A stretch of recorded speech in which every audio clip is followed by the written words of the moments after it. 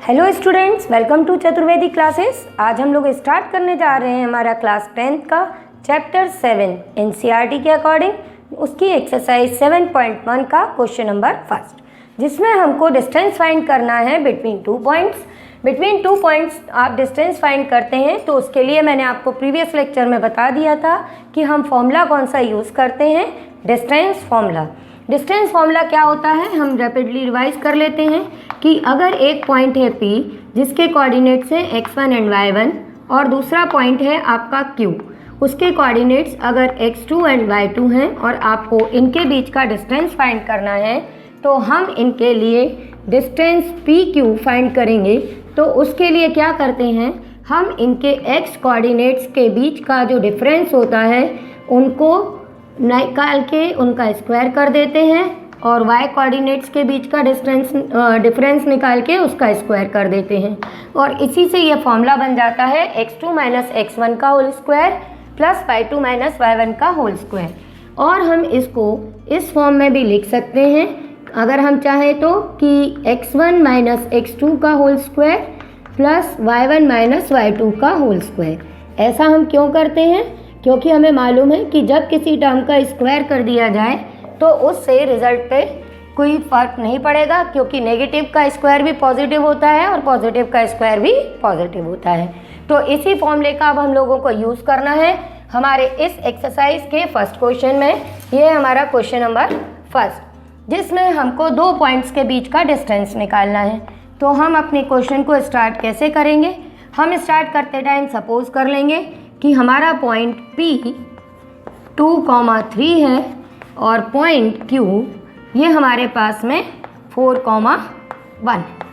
Okay, अगर हमने P 2,3 लिया है इसका मतलब क्या है कि ये जो हमारे कोऑर्डिनेट्स हैं इनको अगर हमने सपोज करना है तो ये हमने ले लिया, ये x1 एंड y1 है और जो Q के कोऑर्डिनेट्स हैं ये हमारे x2, y2 हैं।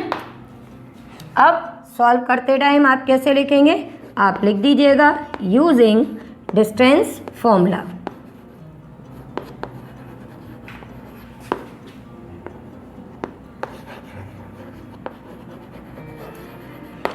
डिस्टेंस फॉर्मूला लिखने के बाद हम यहाँ पर डिस्टेंस इज इक्वल टू पूरा फॉर्मूला लिखेंगे पहले, क्योंकि बोर्ड के अकॉर्डिंग फॉर्मूले के मार्क्स होते हैं तो हम फॉर्मूला ज़रूर लिखते हैं। कई बार हम कॉपी ड्रॉइंग भी कर सकते हैं, हमारे पास में कैलकुलेशन की मिस्टेक भी हो सकती है, पर इन सभी चीज़ों के बाद भी बोर्ड के अकॉर्डिंग अगर आपने फॉर्मूला सही लिखा है तो आपको इसका हाफ मार्क दिया जाएगा। तो सबसे पहले हम अपना फॉर्मूला लिखते हैं, उसके बाद में इसमें वैल्यूज़ अपनी सब्स्टिट्यूट करते हैं। अब अगर हम फर्स्ट पार्ट कर रहे हैं हमारा, तो फर्स्ट पार्ट में x2 और x1 हमने पहले ही डिसाइड कर लिया है कि हम इसको x1 y1 ले रहे हैं और ये x2 y2 हैं। तो हमको पहले x कोऑर्डिनेट्स का डिफरेंस लेना है, मीन्स यहाँ का 4 और यहाँ का 2। तो यहाँ हम 4 माइनस 2 का होल स्क्वायर कर देंगे, फिर y कोऑर्डिनेट्स को करेंगे तो ये आएगा 1 माइनस 3 का होल स्क्वायर। ठीक है, अब इसको आप सॉल्व करेंगे तो ये आएगा root 4 minus 2 2 square plus minus 2 square. अब देखो जो चीज़ मैंने बोली थी कि प्लस का स्क्वायर करेंगे तो भी वही आएगा, माइनस का स्क्वायर करेंगे तो भी वही आएगा, ये भी 4 आएगा, ये भी 4 आएगा। तो ये हमारा आंसर आ गया रूट 8। 8 का रूट फाइंड करेंगे तो वो हमारा आ जाएगा 2√2। ओके, आपको समझ में आया। अब हम सेकेंड पार्ट की ओर जाते हैं। हमारे सेकेंड पार्ट में भी दो पॉइंट्स दिए हैं और इनके बीच का हमको डिफरेंस निकालना है। तो डिफरेंस निकालने के लिए हमने अपना यहाँ पर पॉइंट P ये लिया है -5,7 और इसके कोऑर्डिनेट्स को अब हमने सपोज कर लिया कि ये हमारे x1 एंड y1 हैं। फिर पॉइंट Q लिया हमने -1,3। ऐसा कोई ज़रूरी नहीं है कि आप PQ लो, आप पॉइंट A B ले सकते हैं, CD ले सकते हैं, जो आपका मन हो। इस तरह से आप इनको आइडेंटिफाई कर दीजिए कि हमने PQ ये ले लिए हैं, therefore distance PQ use find करना है। तो हम PQ इज इक्वल टू पहले अपना डिस्टेंस फॉर्मूला लिख देंगे x2 माइनस x1 का होल स्क्वायर +y2 - y1 का होल स्क्वायर। इसमें आपके हार्डली 30 सेकेंड्स यूज़ होंगे, पर अगर आप लिखते रहेंगे तो आपकी हैबिट में रहेगा और बोर्ड में आपको इसके मार्क्स भी मिल जाएंगे। तो आप x2 में से x1 को सब्ट्रैक्ट करेंगे। अब आप देखो x2 लिखने में कोई प्रॉब्लम नहीं है, पर नेगेटिव साइन के बाद आपको एक और नेगेटिव नंबर लिखना है, तो उसको स्मॉल ब्रैकेट में लिखना और इसको स्क्वायर ब्रैकेट या करली ब्रैकेट बना देना, क्योंकि दो स्मॉल ब्रैकेट एक साथ यूज़ नहीं होते। ये तो आपको पता ही होगा, क्योंकि अब आप 10th क्लास का एग्ज़ाम देने जा रहे हैं। तो आप पहले इसको इस तरह से लिख लीजिएगा, देन ये सॉल्व करेंगे तो ये हमारा +5 हो जाएगा और ये 3 - 7 - 4 आ जाएगा।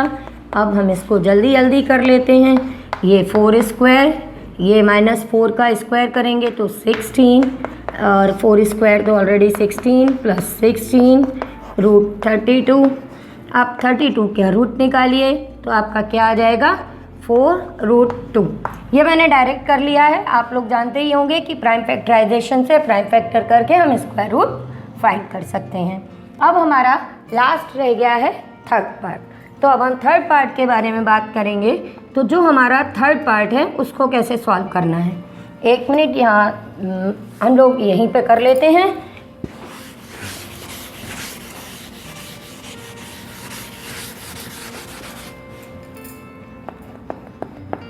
ये अब थर्ड पार्ट डिस्कस करते हैं। तो थर्ड पार्ट में हमारा पॉइंट P है, वो है हमारा A, B। ये यानी कि ये आपका हो गया x1, y1। कई स्टूडेंट्स को जब कभी भी वेरिएबल में पॉइंट्स आ जाते हैं तो बहुत डर लगने लगता है कि अरे यहाँ कोई नंबर्स नहीं हैं, ये वाला क्वेश्चन कैसे करेंगे।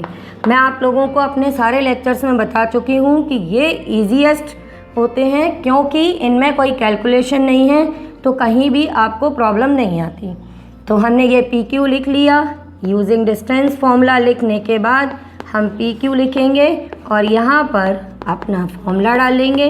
मैं बार बार फॉर्मूला लिख रही हूँ जिससे आप भी बार बार लिखते रहें और आपकी प्रैक्टिस बनी रहे, क्योंकि एक दिन में कोई चीज़ नहीं आती है और बोर्ड में हमको ये चीज़ काफ़ी फ़ायदा करती है जब हमारी प्रैक्टिस वही रहती है, क्योंकि यहाँ आपके स्टेप्स के मार्क्स होते हैं। तो यहाँ x2 की वैल्यू -a है, तो x2 को -a से रिप्लेस किया, x1 को हमने a से रिप्लेस कर दिया और स्क्वायर लगा दिया। y2 को -b, y1 -b और स्क्वायर लगा दिया। और ये अब आपको पता चल गया -a और -a ये आपके -2a हो जाएंगे, -2a का स्क्वायर, ये आपका -2b का स्क्वायर और ये आपका रूट में आ जाएगा 4a square plus 4a square 4b square. Sorry, आप देख रहे हैं यहाँ पे कि 4 हमको कॉमन मिल रहा है, तो ये a square plus b square. अब a square plus b square को हम रूट से नहीं निकाल सकते, क्योंकि अगर ये a plus b whole square होता तो आप इसको रूट से बाहर निकाल सकते थे, पर ये तो एज इट इज़ रहेंगे। पर 4 का रूट आपको आता है कि 4 का रूट क्या होता है 2, तो ये लिख देंगे 2√a square plus b square.